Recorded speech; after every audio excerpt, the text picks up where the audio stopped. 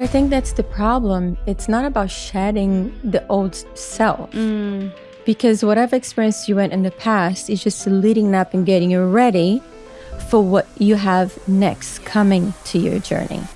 Camila Alves is a Brazilian model, actor, and entrepreneur. She's best known for her nonprofit Just Keep Livin' Foundation, which she co-founded with her husband, Matthew McConaughey. And in 2014, she launched the online health and nutrition platform Women of Today. Something that people don't know about you that you'd want them to know. So many things. Any tips or tricks for people on how to actually put yourself out there and start building community?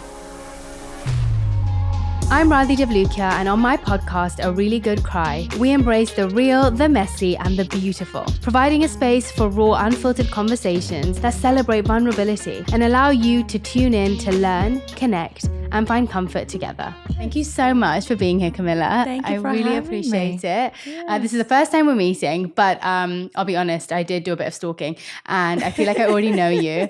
And from the energy I get from you, you just seem like such, and I felt that as you walked into the door, so peaceful, so calm, and so centered. So thank you for bringing the energy here. I really appreciate it. Thank you for sharing, and thank you for feeling that, for noticing that. From all the things that I saw about you, I feel like you are so many things. Like, of course, you're a mom. I met your son. Beautiful. But you are also an entrepreneur. You're somebody who builds community. You're somebody who has moved from far away to come to somewhere and built so much for yourself. But what I want to start with is where it all started, like where you came from. I would love for people to hear your background and how you got from A to B. Yes, absolutely. So I'm from Brazil, born and raised. Amazing. I moved here to the United States when I was 15 years old. There's actually a debate on the family when my brother says, no, you went when you were 14. My mom says, no, you were 15, 16. So there's a little bit of a debate in there. But I came in early, and the idea was I was coming to visit. Was it just you, or? It was me and my mom. Okay. My aunt lived here at the time. Okay. She had a daughter. She was going through a divorce at the time. And we were coming to visit them and help out, be family to them at that hard time. And I remember I look at my mom on the plane. I sat on the plane, and I left home. I got in that plane, I should say. I had a suitcase of clothes and a huge suitcase of books. Yeah. Because it was like, I had to come back to all these exams and things. In Brazil, the school system is a bit different. And I looked at my mom, and I remember just looking at her and saying, Mom, I don't think I'm coming back. And she was like, I know you. And she actually said, I know you're not. Oh my God. And we didn't talk about it anymore. Like, we literally do not talk about it anymore. And it was the first time? I had come before, before to visit. And then I was coming again the second time. And it was like one of those things where I got here. My aunt used to be a model. So she dressed me up. I was very much a tomboy. She dressed me up like in this tight gold dress and these big sandals, and took me around the modeling agencies. And that was really the start of me making the United States my home. In a sense, I spend more time in the United States than I actually spend in Brazil. So it's a funny place to be. And I know a lot of people that, will hear this, that have mixed families, or, was born and raised part of their life in a different country, and this and that. They feel that sense of, well, somebody says, where is home? Really, United States is my home, right?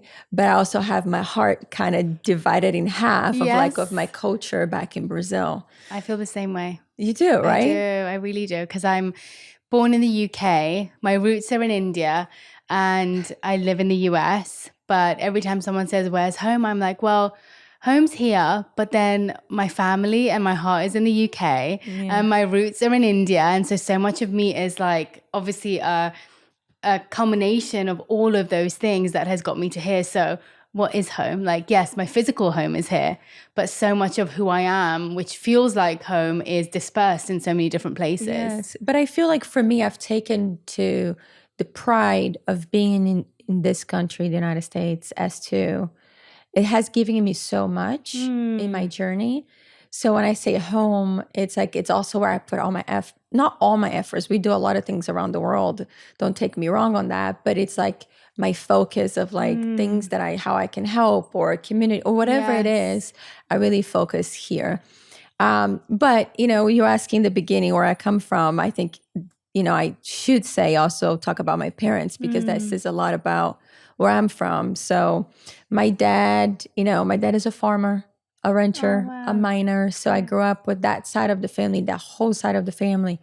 They're all farmers and ranchers and miners. So everybody's very connected to the earth, I like to say the dirt, right? To where like what gives, what doesn't. I always laugh. My dad would go anywhere and he's like, okay, this plant and that plant and this herb and this dirt and the this knowledge you need to formation, like geology. I'm like, how do you, and he's such a simple man with a simple heart. Are they all still in Brazil? That was in Brazil.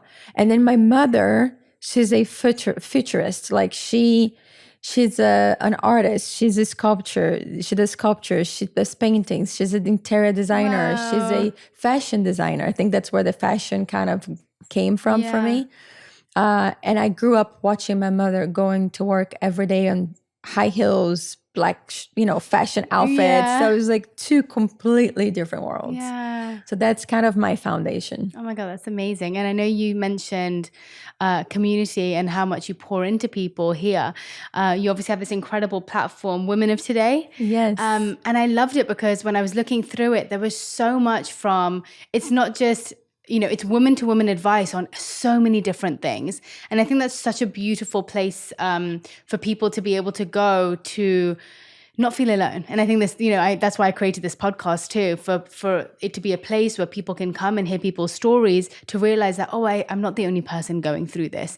And I really felt that through Women of Today.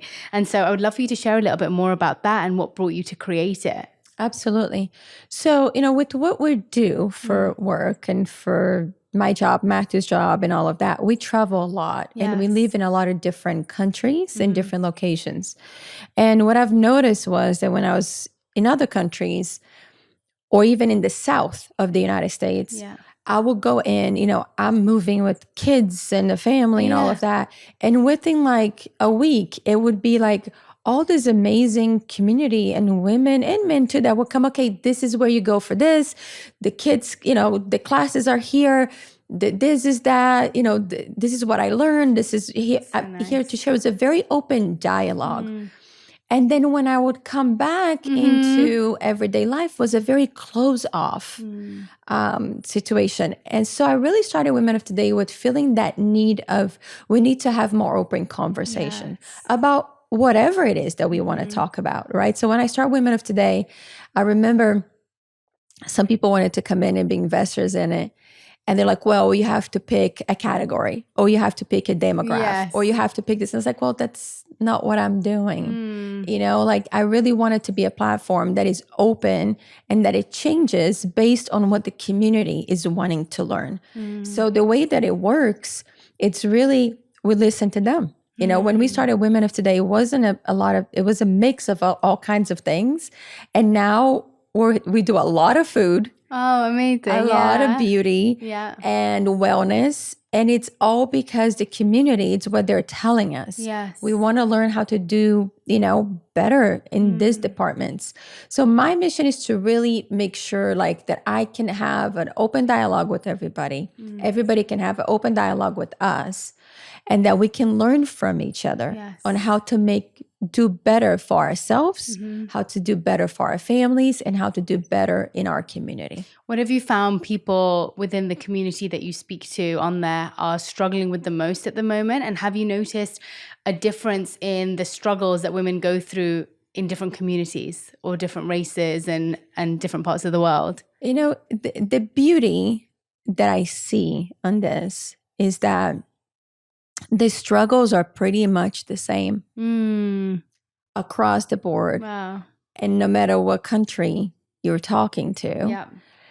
And I think it's a big gap there because we start thinking that, to your point, how you started saying how, hey, sometimes people feel like they're going through things alone.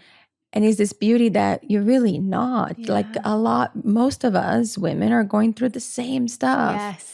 whether we're going through at different times of our lives, different stages or different levels of it. Yes. We all kind of somewhere at the end of our journey, we can look up and go, you got me, right? Like, you understand, right? Exactly. Even if we had different things happen to us, but it's kind of it's a similar journey. Does that make sense? What I'm saying? Yeah, that's why they say it's so important to have, yes, of course, have friends of the same age group. But then, back in the day, communities lived so closely together that there was the elder people who were the people you go to for wisdom, the younger people who are learning from you, and your peers who you're able to connect to and be on the same page as. So you have people to go to for, in the future, when I go through this is what I can expect. And then you then have the people to connect to pass down that information to.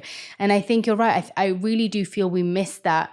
I was thinking even within this community, I'm like, I don't even know who my neighbors are. And I think, living within, back in the day in villages and stuff, no one had gates. Sometimes they wouldn't even have front doors. No. They would all be going, my mum would tell me, my grandma would just have every night, the door would be open. She would be making, we have like flatbreads called rotis, similar to like tortillas. Yes. And she would not know how many she would need to make that night, because it would be an open door for any children from the community to just come in and eat at the house.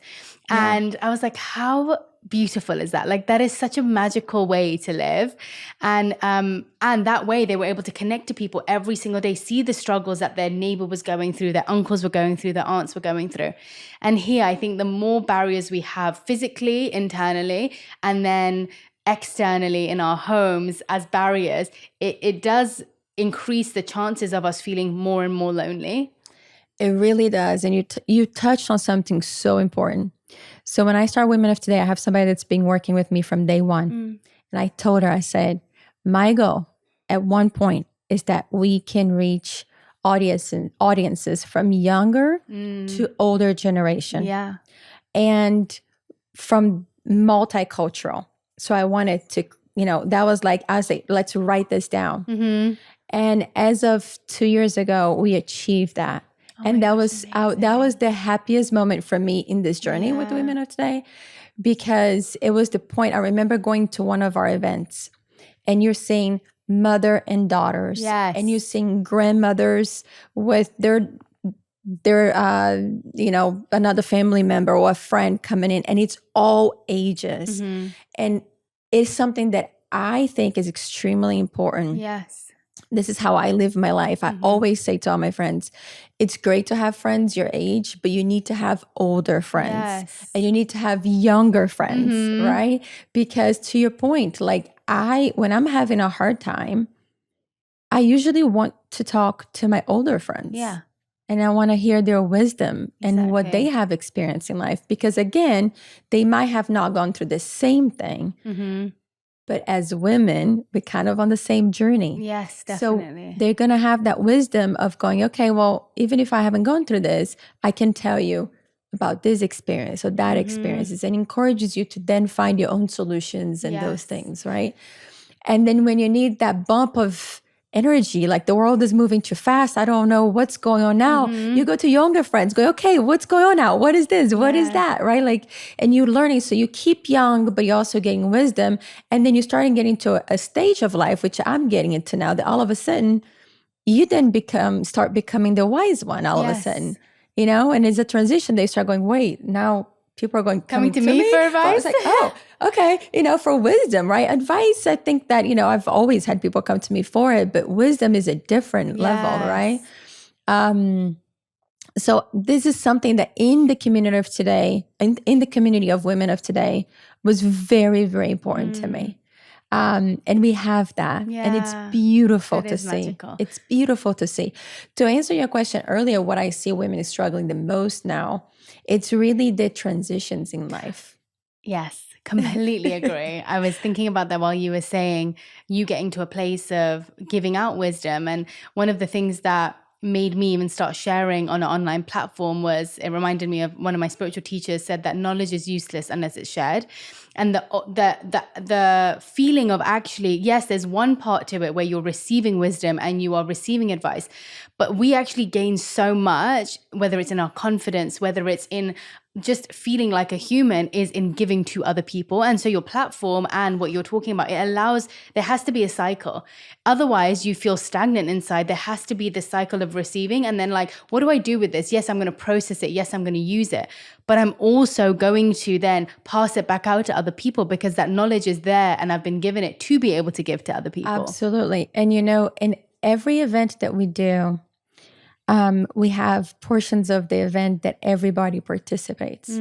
So they can share their wisdom. Yes. So it's not just about, hey, I'm Camila Alves McConaughey, and I'm the expert on this and that. I'm like, no, this is not about me. This is about our journeys and what I have learned. And maybe if I share with you some things I've learned, maybe you can use that, or if you cannot, maybe a friend can use, maybe you know somebody that needs that.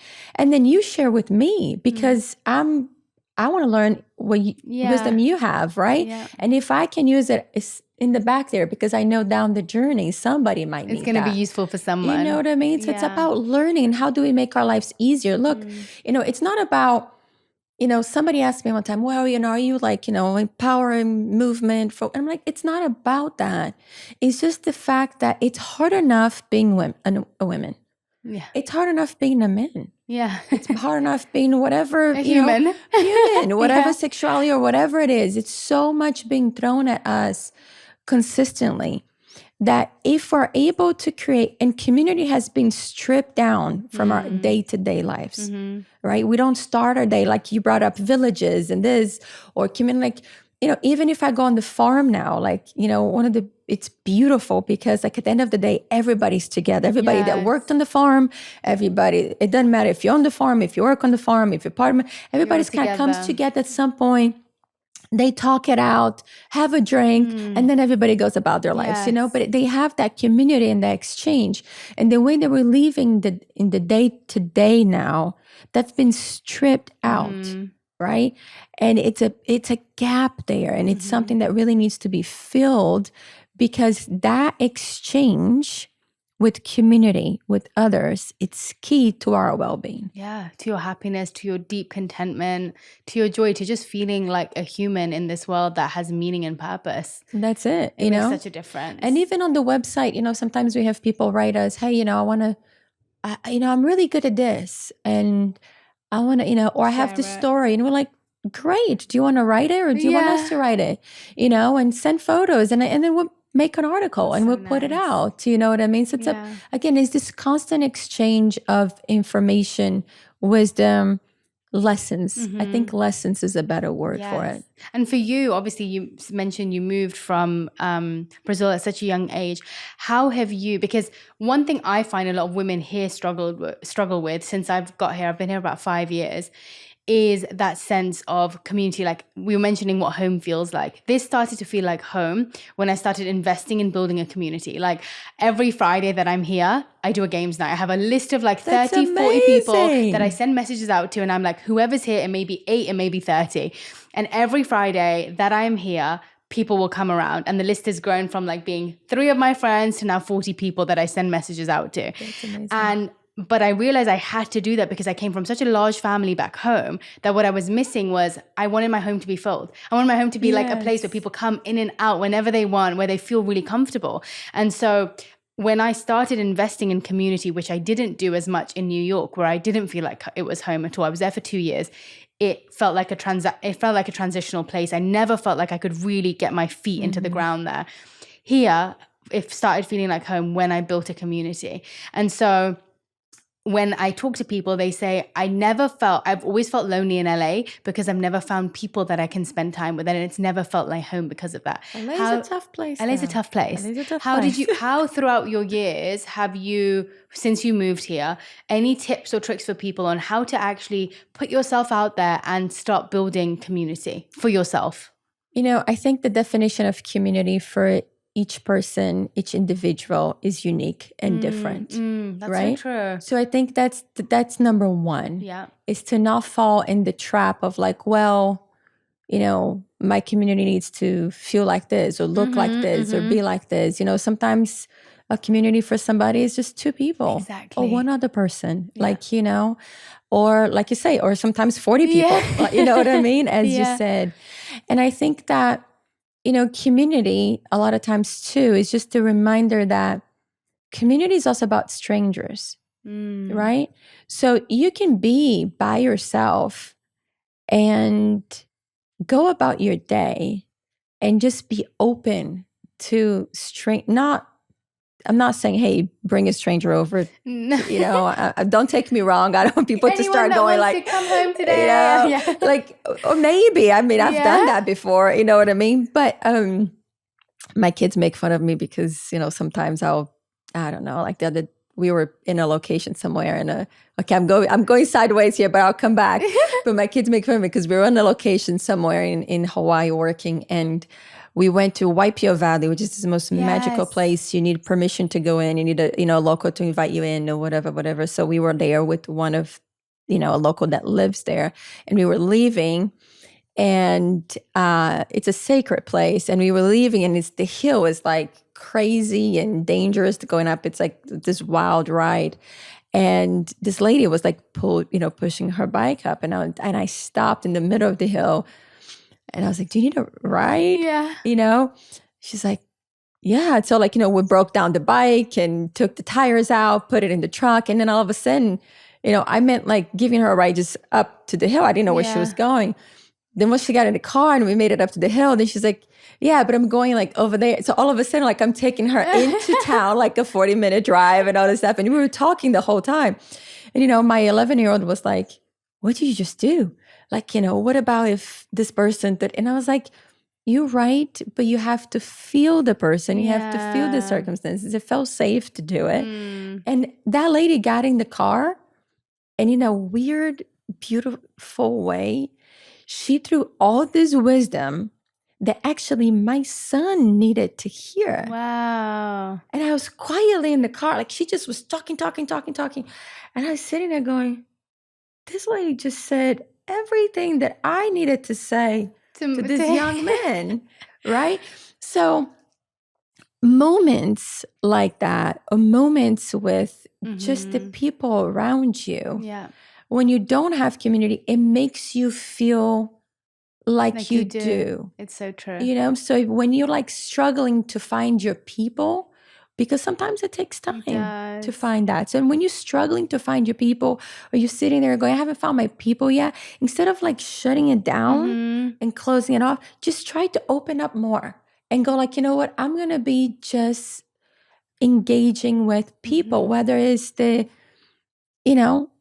doorman in the building you go in for work, whether it's the person that parks the car or whatever, the waiter at the restaurant, and then it's slowly, it's wild how when you start practicing that, then all of a sudden you start getting more open and more open. Then you start finding your people in that way. True. And you don't know where it's going to come from. No. It's the random encounters. And it's what you're saying, where sometimes you think you're not receiving those people, but are you in a space and ready to receive them? Yeah. Like, are you putting yourself out there? And I remember hearing this, I can't remember who told me this, but there's different laws of like attraction, and the chances, the probability of you being able to actually create what you want. So for example, if you're looking for community, if you're staying in your home and you're waiting for your community to come to you, the likelihood of them coming is pretty much zero, unless it's the person who's ringing your doorbell. Yeah. So your probability increases the more you go out and about. So the likelihood of you receiving community, as you're saying, is, am I going to the events? Am I going to meet people? Am I talking to these people that I meet on a hike? Am I going to pickleball? I'm just saying pickleball because we play pickleball, and we met so many friends on the random courts there where we're like, hey, do you want to play a game? And they're like, yeah, of course we will. And they've become our friends. So the opportunity to actually connect to people increases naturally, as it would when you go out and you actually give yourself the opportunity to meet people. And so you have to increase your likelihood of coming into contact with people to actually find the people you connect with. Yeah. There are so many people in the world. Of course, you may go to a whole party and not connect to one person. They may just not have been your people. But does that mean you stop going to parties? No, because every single party might have somebody else. You just got to pick the different parties to Exactly. Or different things. I talk about that with my kids quite a lot, of like, what is your definition of fun? Yeah. What is it that you like to do? You don't have to follow, right? but then try new things too. So it really is about being open. It is. And all it takes, I'm going to share this because I've kind of got on a little bit of a thing. I told myself I want to make as many people smile as I can throughout the day. And all it takes is if you think like, I want to make this person smile, that simple gesture, I cannot tell you how many people I have met, how many conversations I started, how much wisdom I got, how many circumstances, like the lady with the, going up the hill, that I was like, wow, did God send this person? You know what I mean? Like how many of the situations have happened of this simple mission of, I just want to make people smile, not laugh, I'm not trying to be, I'm just trying to make them smile. You have no idea what that smile can do for that person. I remember I was in Canada for a work thing and I was driving, my friend was driving, I was in the passenger seat. I look out and I must have smiled at this girl. She looked up at me and she smiled back. And then 3 days later or something, I was looking in my DMs and she messaged me saying, I didn't know who you were at the time, but you came up on my feed and I remembered your face because you looked out and you smiled at me and I was having the worst day that I've had. And you have no idea how much of a difference that smile made. And I was like, that is incredible because, last week I was driving mindlessly. Beautiful. It was so beautiful. That's beautiful. And I was driving mindlessly. I was in a really bad mood. I think I was on my period and I was like, oh, this is just so, I'm annoyed at everyone.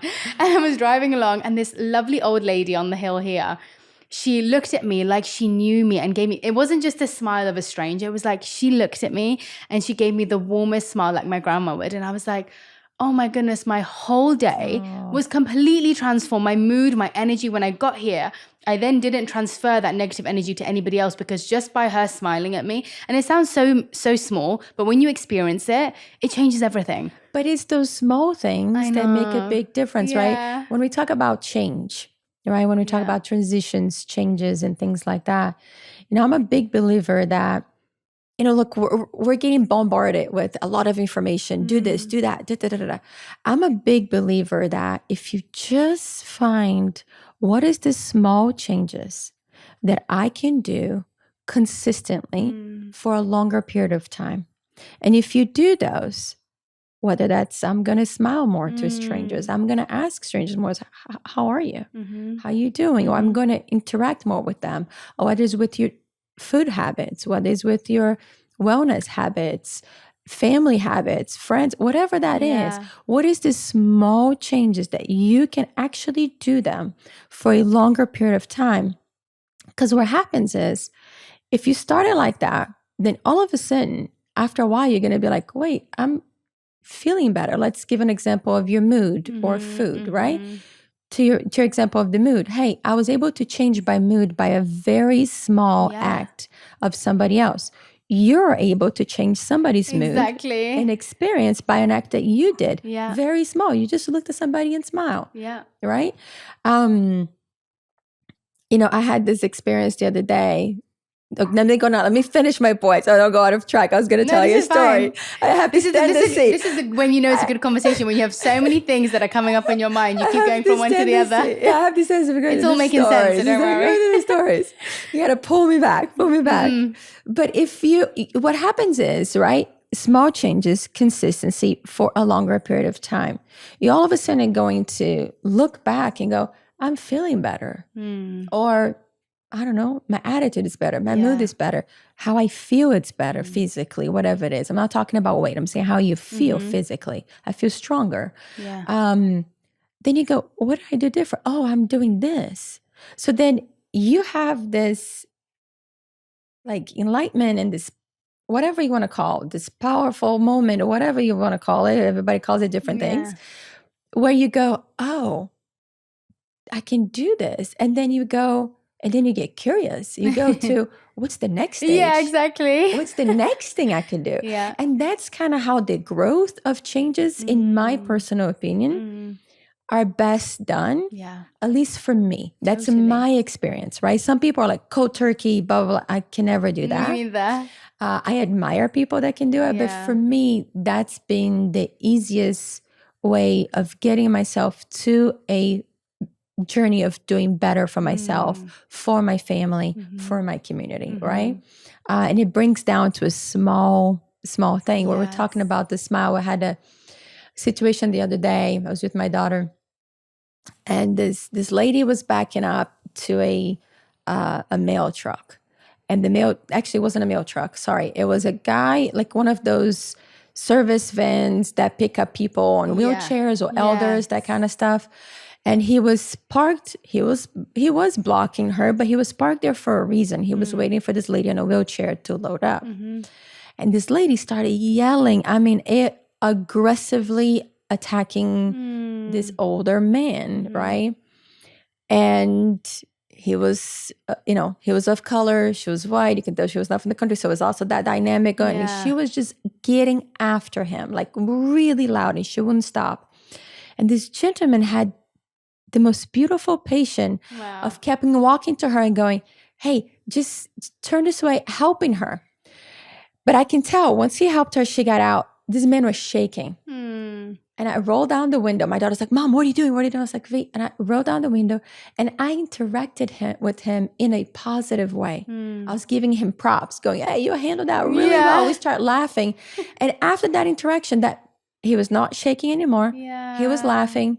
He was going about his day with joy. So just a reminder that those little things do make a big difference. And I know you mentioned transitions and how, sorry, I'm going back to this because I thought that was really important, where the thing that you're finding women are struggling with, no matter where they're from, is this transitions.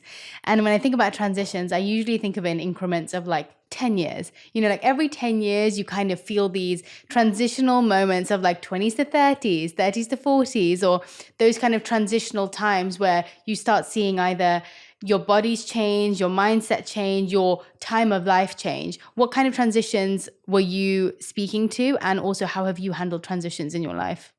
Yes, I feel like we're always in transition. We are, totally. But suddenly, really sometimes you feel it. Like you feel it suddenly. Yes, I guess the bigger ones, right? I think a lot of the transitions that women have shared with us on the Women of Today community is a lot of, how to keep the health and their wellness in check, and how it needs to be in the changes of life, whether that is moving, starting a new job, having kids, teenagers, exactly. Like young women trying to figure out hormones. It's not enough conversation about that. We actually just did an event in Austin with a doctor and a nutritionist, and we focus on those changes with hormones and things like that, because there's not enough education out there that it's available for people. So we did an event on that. We're going to do another one in September.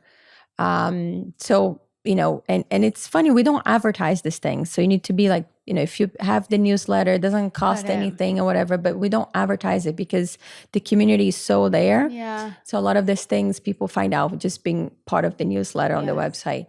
But a lot of these transitions that women are talking about are really, how do I keep myself sane, healthy?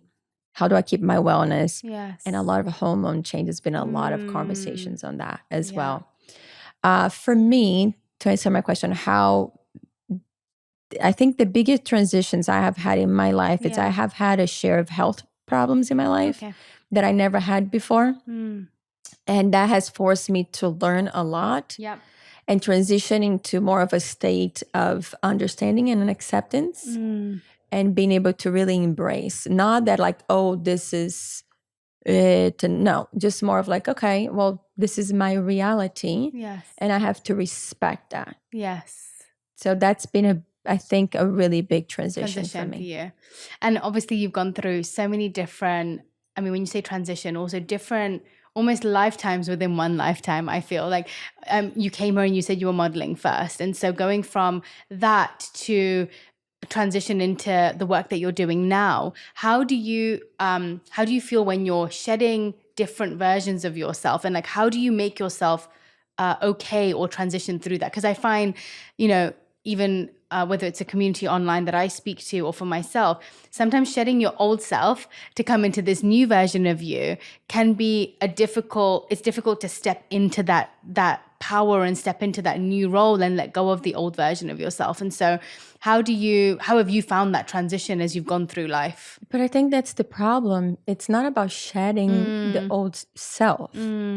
Because whatever experience you went in the past is just leading up and getting you ready for what you have next coming to your journey. Yes. You see what I'm saying? That's so true. So it's like, I think the challenge is most people look, well, I have to shed this. Let go. And this is the new me and the this. And I'm like, well, not really. You're one individual, one person. And everybody that has come in your life and every single experience you have had in your life, it's getting ready for something that it's next.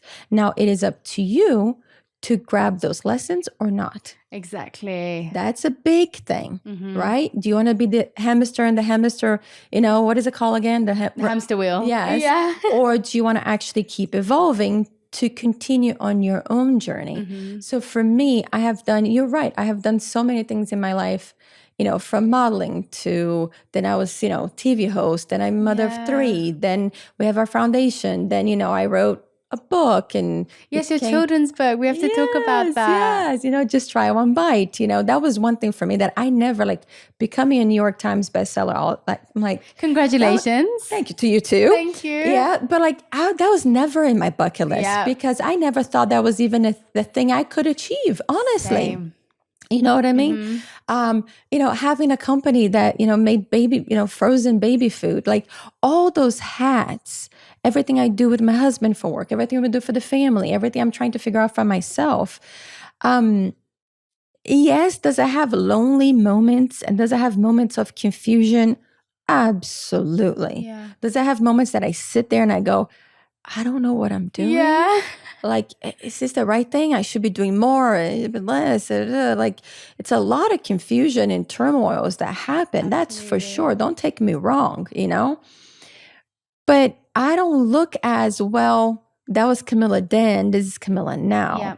I look as, what are the lessons I've learned and where do I want to take these lessons?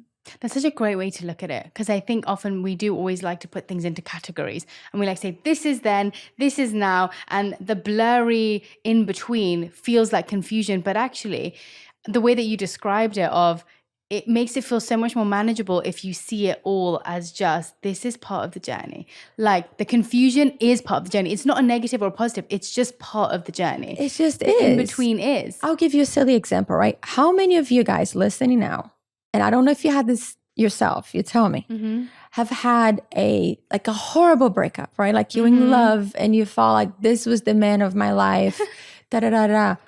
And then that breakups happen. And then later in life, you found your person and you go, oh my gosh, thank you, Lord, that actually happened. Yeah. Because that breakup, what that person taught me, if I didn't have that, I would have not been able to be with my person now. Yes. Often the lessons that you end up learning open you up to, had you not gone through that, you probably wouldn't have even had the eyes to see what you actually needed. No, exactly. But again, it goes back to, how do you choose? You either choose to take those lessons and make them add up to your journey, or you go to those lessons and you shut down and you get into your own little corner and continue in that, how do you say it again? Yeah, Thank you. Hamster wheel. No, yeah, it's so true. But you know what I mean? I know for my personal experience that I had one of my worst breakups before I met Matthew. Well, it was 2 before. And I was just in this horrible place, myself, in terms of my belief in men, my belief in relationships, da-da-da-da-da-da.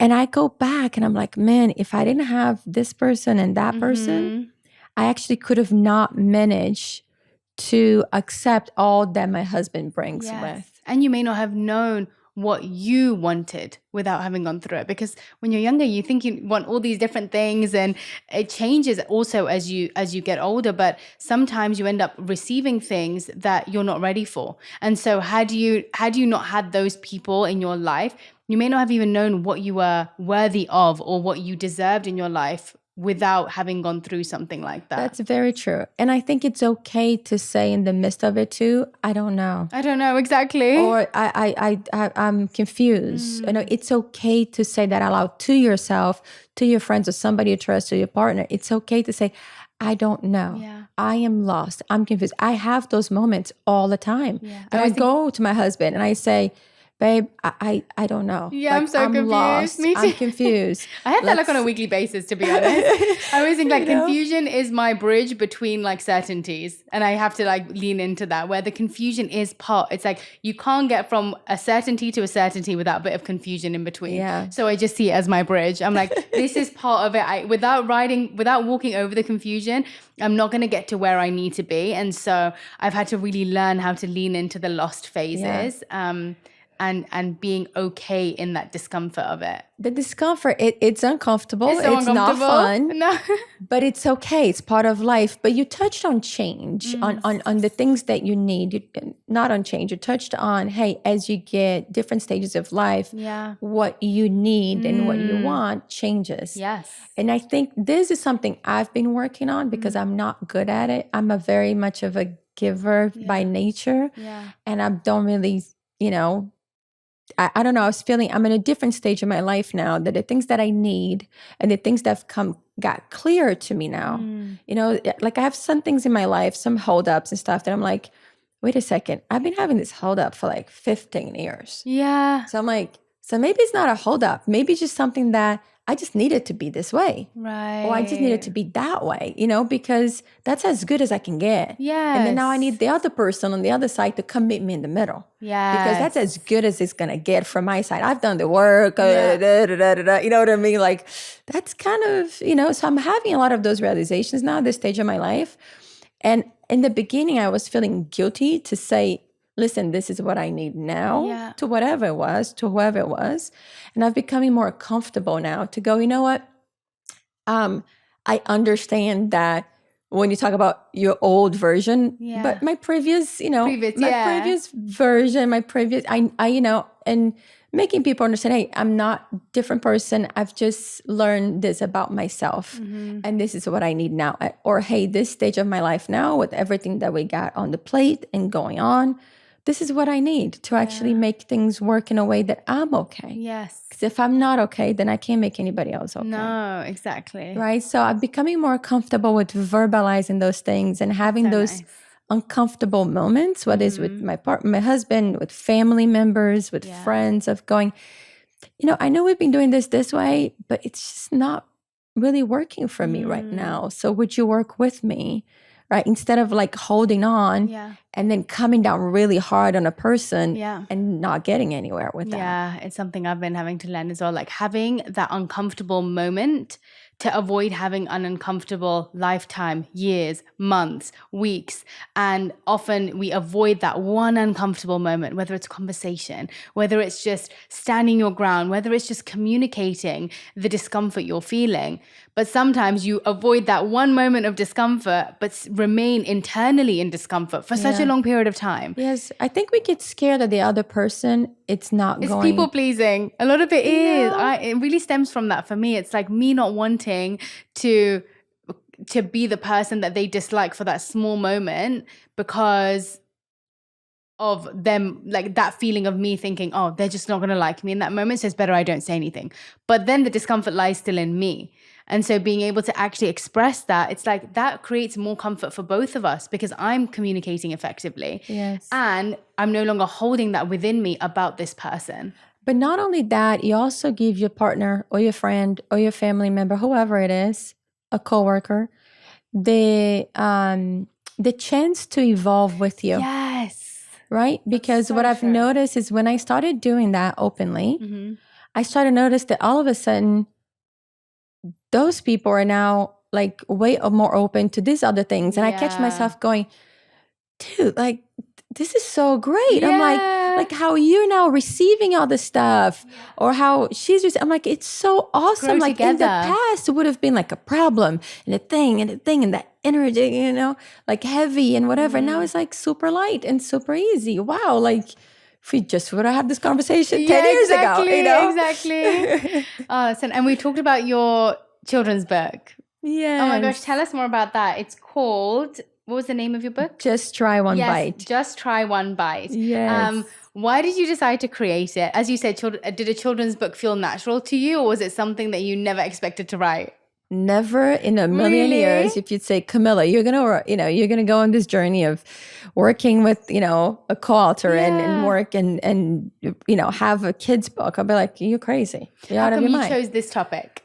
So throughout my health journey and throughout having babies, 3 now, right?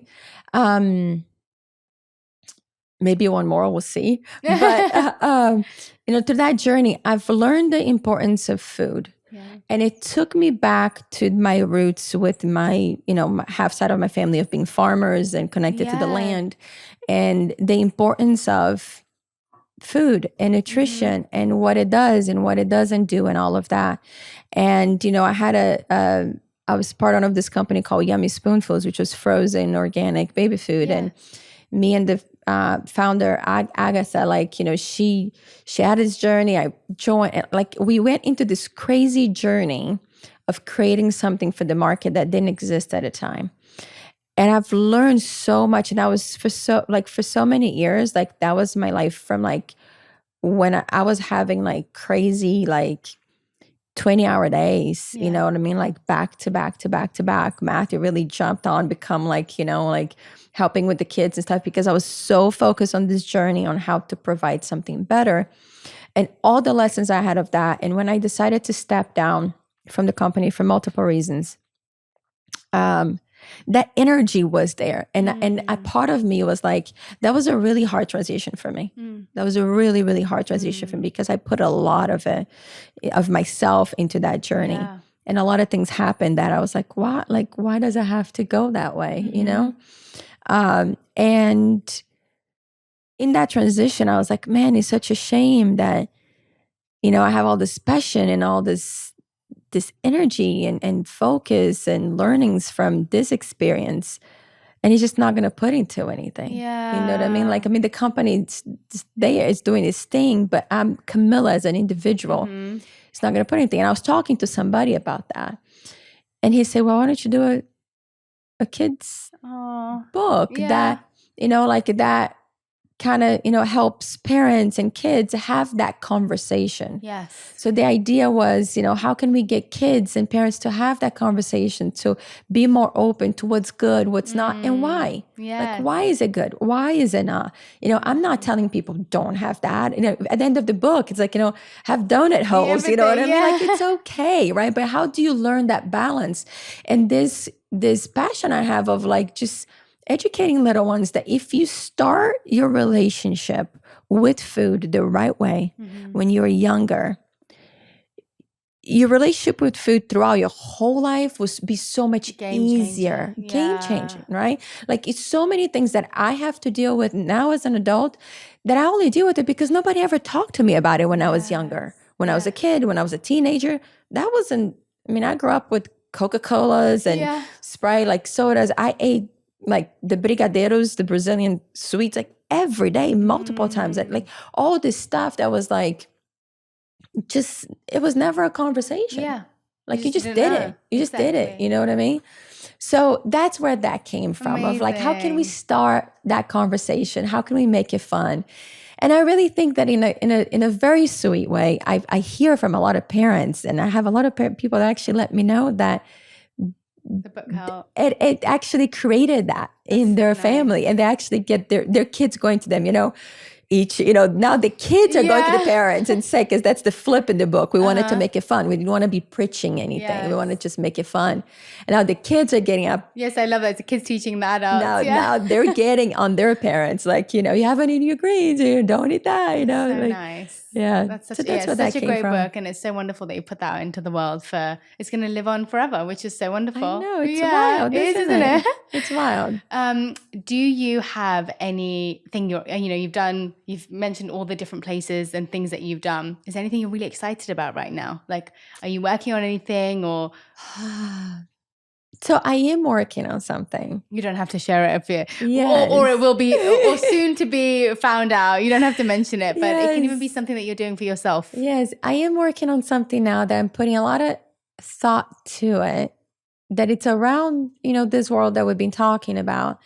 And I keep holding on to it because I want to do it the right way. Yeah. And it's funny, I was actually driving here going, I have to start putting it out, letting it go, and not holding on too tight, because I just wanted to be right for people. I wanted to touch people the right way.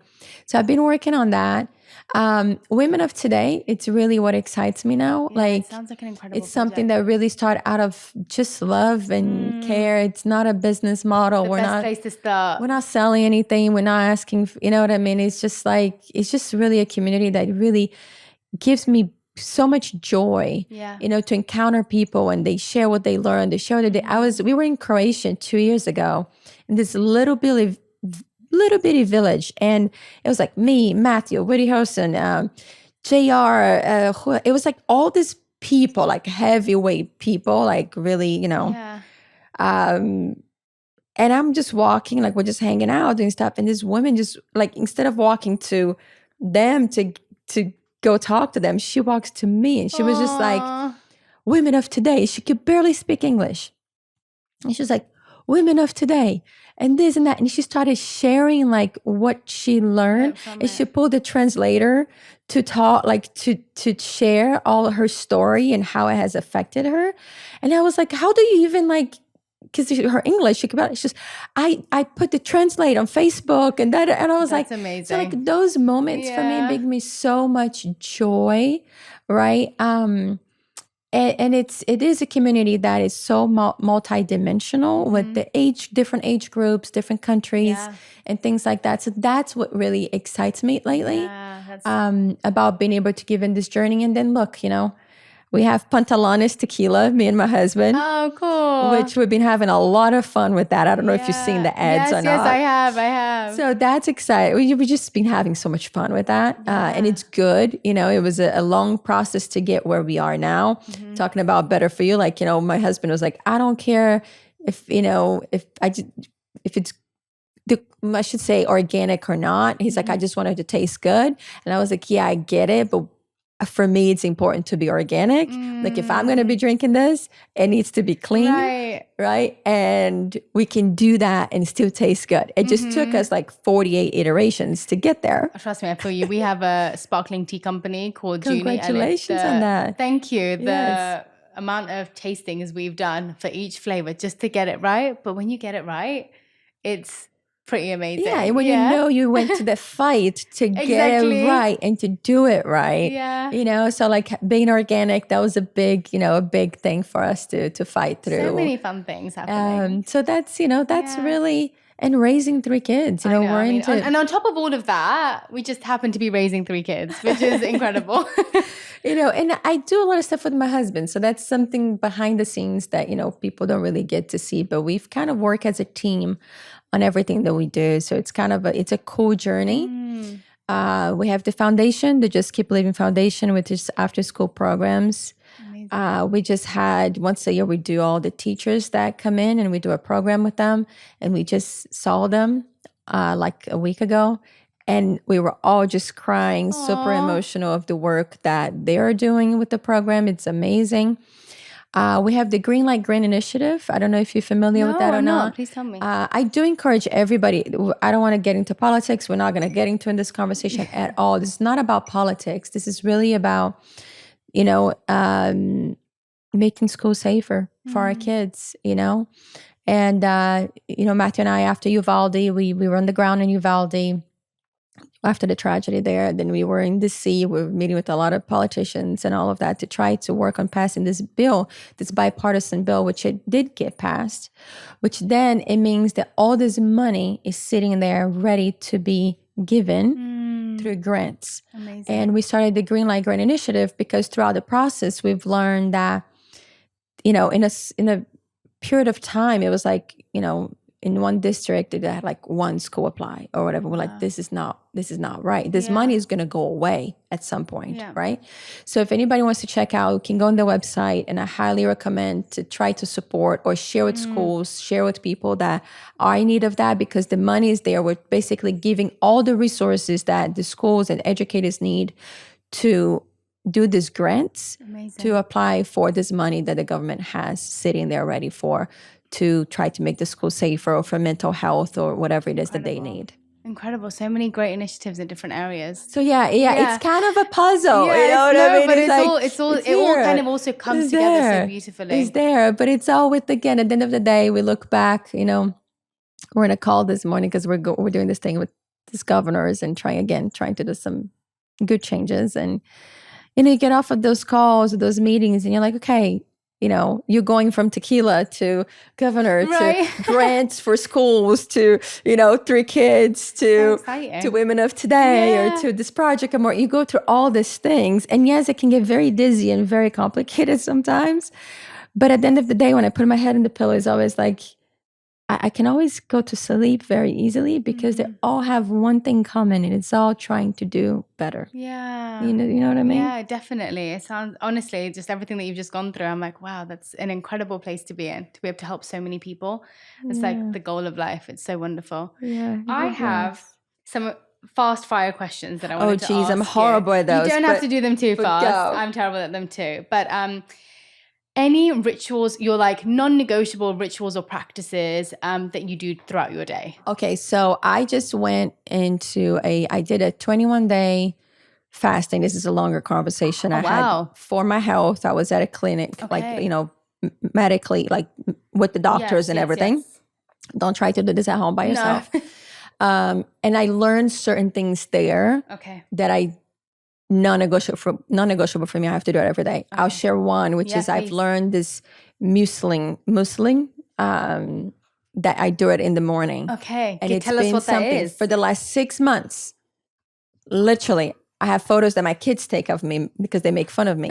We will be on the road a lot, and I will literally be like on the side of the road in the car with the tool, Julienne the apple, pulling up the containers on the seat of the car or in the trunk of the car. And they're just like, what are you doing? I was like, no, guys, this is my non-negotiable.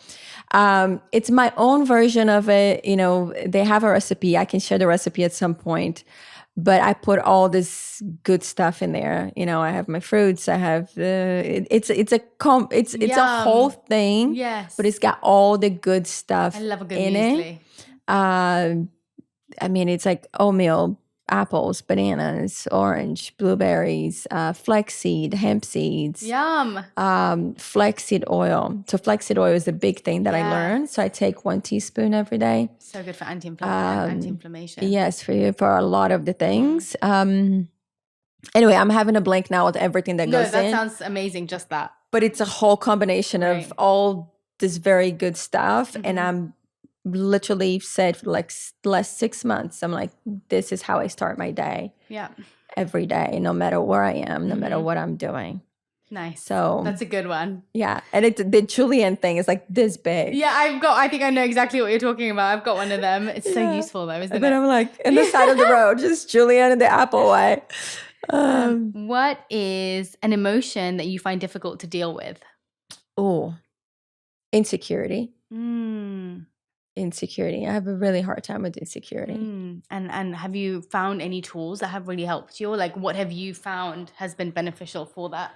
Because I think that's something that we all go through on a regular basis. Yeah. You know, I question a lot, like, where does insecurity come from? Where it is? Where is that? You know, why you feel that way about certain things?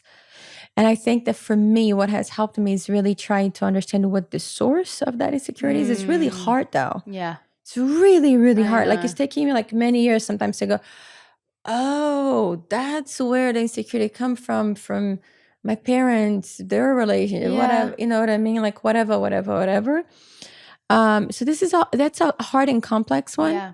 But I think asking the questions, not necessarily, I think when you feel insecure about whatever it is, it feels very present. Yes. And in the moment. And it feels your whole body and everything. Totally. And I think to take a few breaths, remove yourself. I've done this multiple times. I remove myself. I walk outside. Sometimes I take my shoes off and find a grass. Like, I know this sounds weird, but it just grounds me. Yeah. And I just like take a deep breath. I just need to be in nature for a second and move myself away and try to go, okay, this moment has nothing to do with what's happening right now. It is something else that has happened in my life and I know what it is and I need to deal with it, or I don't know what it is, but I can't charge it forward for myself or for the people around me with this feeling, because that ain't going to get me anywhere. It's just going to backfire. It usually backfire on you, right? Yeah. So I try to step away from it, regroup, and if I don't know the answer, I come back, and then sometimes I need to have a conversation at the end of the day. Go, I felt this way, or I felt, whatever it is. And sometimes those conversations help me. But I have a hard time. And, anger, I don't like anger, but frustration, tired, all those other feelings, I can deal with it pretty good. Yeah. But insecurity, it's like a key one for most people. Thank you for sharing that. I appreciate that.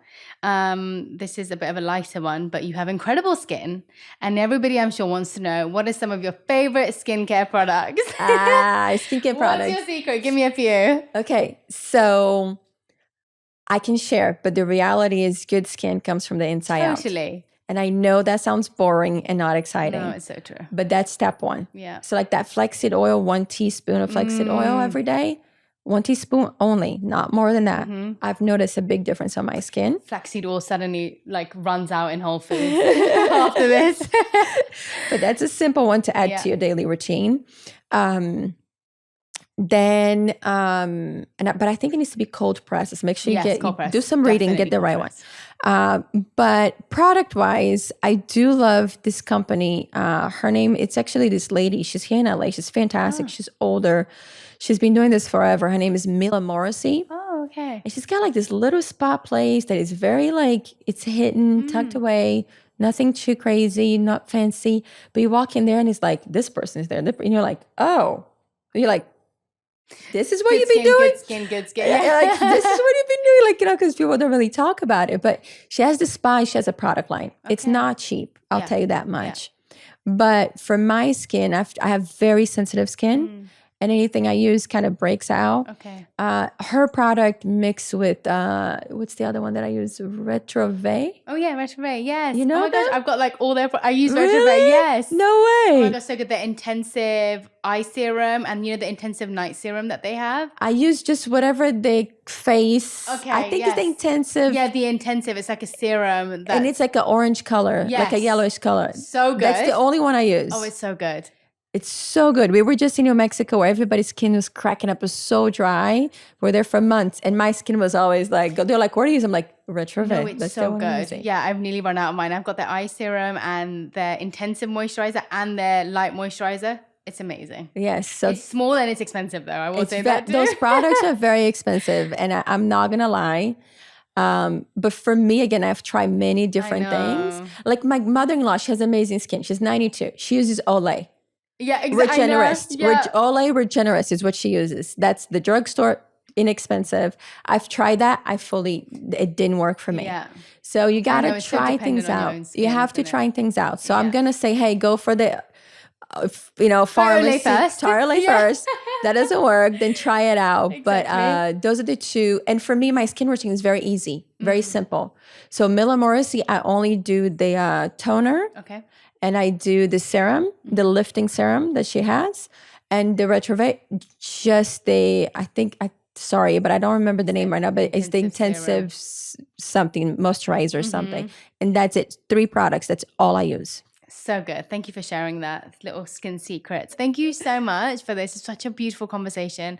I feel like people will learn and gain so much from it, and so appreciate what you're doing in the world. No, thank you for sharing your journey, and thank you for having me here with you. Yes. That was wonderful. Thank you. Thank you.